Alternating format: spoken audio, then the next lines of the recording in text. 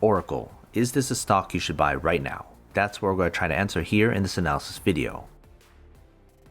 I like to simplify things, and I'm going to discuss 6 metrics in this analysis: earnings growth, PE ratio, dividends, return on equity, free cash flow, and intrinsic value.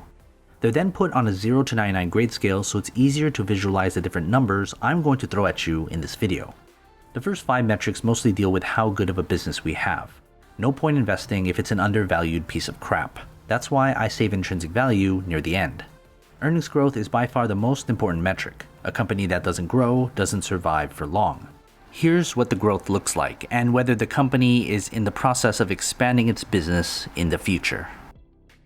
For PE ratio, most people look at it as a valuation metric. I don't base my intrinsic value on the PE ratio. The PE ratio to me is a measurement of hype. Too high and there's just too many eager eyes on the stock. Too low and we might have a hidden gem. Here's what the hype looks like and whether too many investors and especially speculators are piling in on the stock. Dividends should be an obvious metric and something a lot of people ignore. I'm going to put it out there. If you buy a stock that doesn't pay you anything, you're speculating. You're not investing.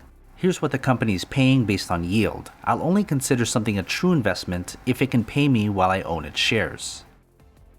For return on equity, it tells me a lot about the management. It shows me how efficiently my investment dollars will be treated if I were to buy the stock.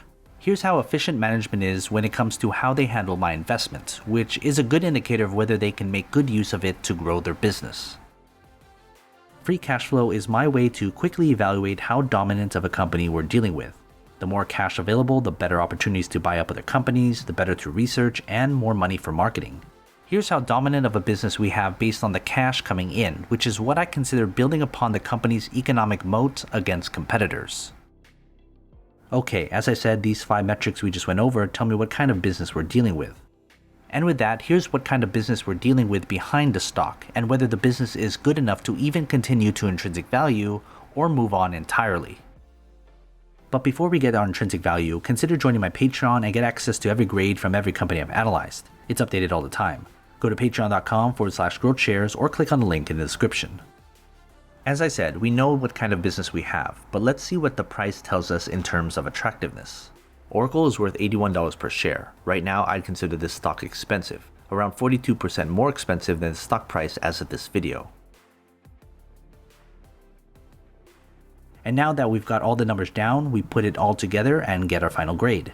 When we consider the business accounting for 85% and the intrinsic value accounting for 15%, together, here's the overall grade and my recommendation.